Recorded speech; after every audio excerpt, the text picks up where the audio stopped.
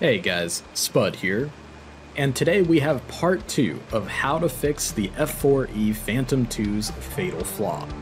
The video where we dug into why so many DCS Phantom flyers, including myself, find themselves at the mercy of marauding MiG jockeys after delivering smart weapons like the Maverick, HOBOS, LGBs, and anti-radiation missiles.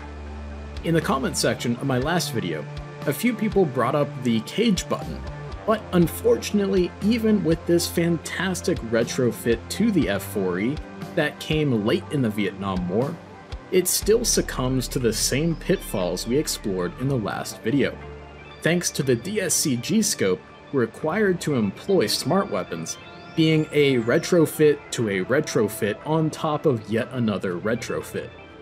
So let's jump in and take a look at how the cage button is still useful in an emergency, and how to avoid those deadly gotchas so we can distribute some more MiG parts.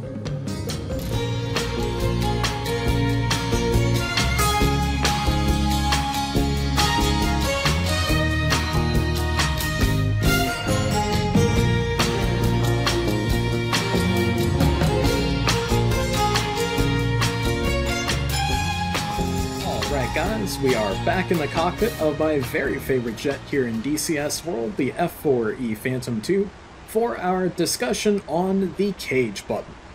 But before we get started with our discussion, let's take a look at the actual keybind for those of you guys who may be slightly unfamiliar. So hitting the escape key and going to our adjust controls options, the actual keybind you're looking for here is under action cage button on your throttles. And it's going to want to be mapped somewhere on the right-hand side of your throttle grip, so that way you can easily get to it with your thumb if you need it in a hurry when you get bounced by MiGs. Now, of course, a lot of folks in my previous video on this topic of accessing your air-to-air weapons here in the F4 in a hurry or an emergency brought up the topic of the cage button, which of course makes total sense because that's what it's there for.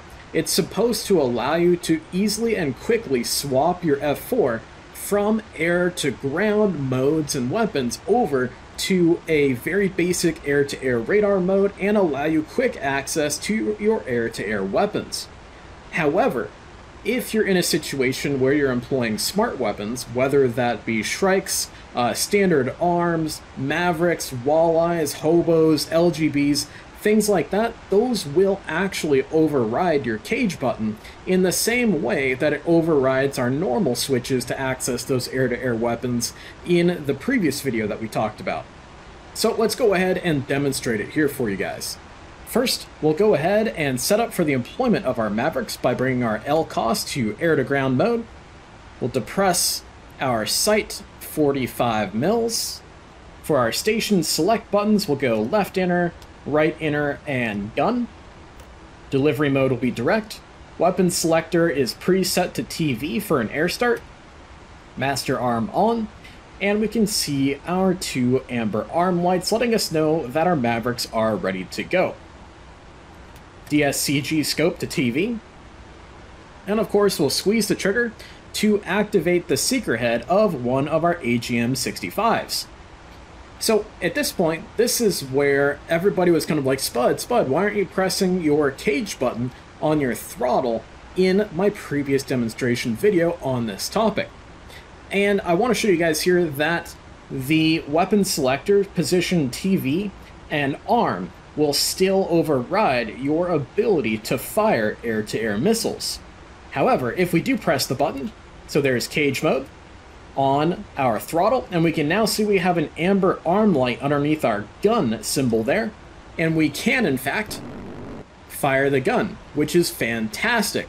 So it is still very useful in case you get bounced by MiGs. You're like, oh man, I gotta take a snapshot with my gun right now. However, if we go to select our sidewinders or our sparrows and we press and hold the trigger, nothing is happening.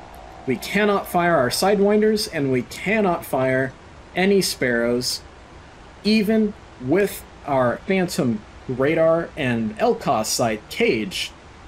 We have to bring our weapon selector switch to any position outside of ARM or TV in order to actually use our air-to-air missiles. There we go. And of course, our gun still very much works.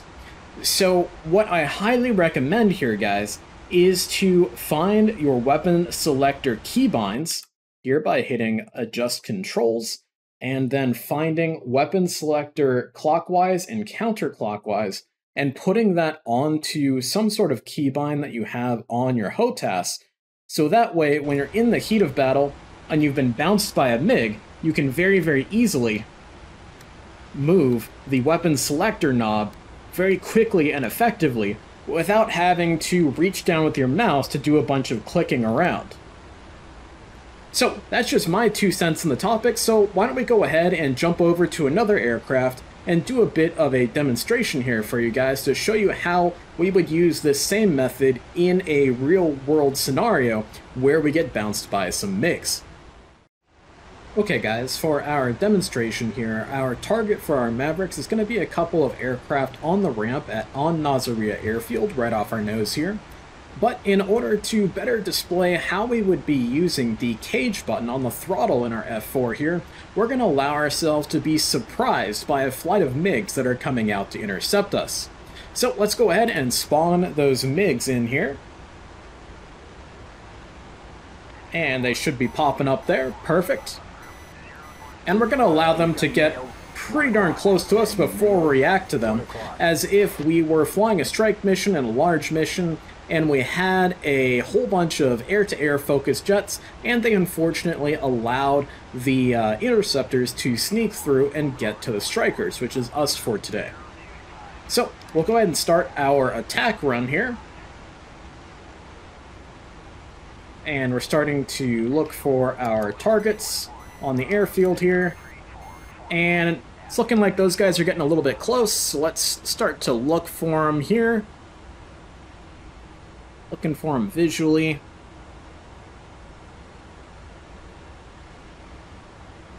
Not seeing them just yet. Oh, yep, there they are. So we'll go ahead and very quickly go back over to radar mode. We'll hit the cage button. And then we'll use the new keybinds we set in order to get out of the TV mode. We'll turn into these guys. We'll make sure that we select our sidewinders. What are you guys? Yes, sir. Not sure how far these guys are away at this point. There we are.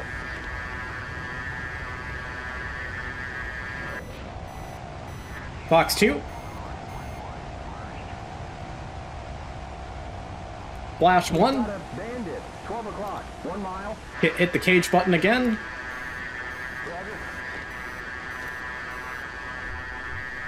And we've got a trailer.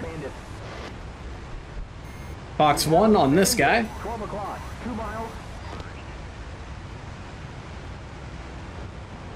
And splashed the second bandit.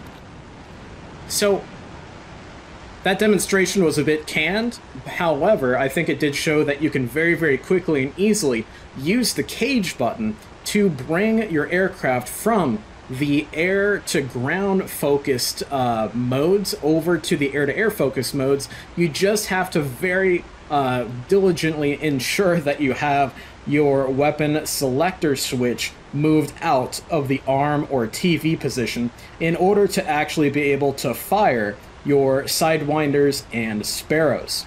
So hopefully this was a good demonstration and gives you guys the knowledge to know and what to expect from the systems of your aircraft, so that way we don't make the mistake in the future of trying to attack a ground target, getting bounced by MiGs, and being unable to then defend ourselves because our air-to-air weapons just won't work.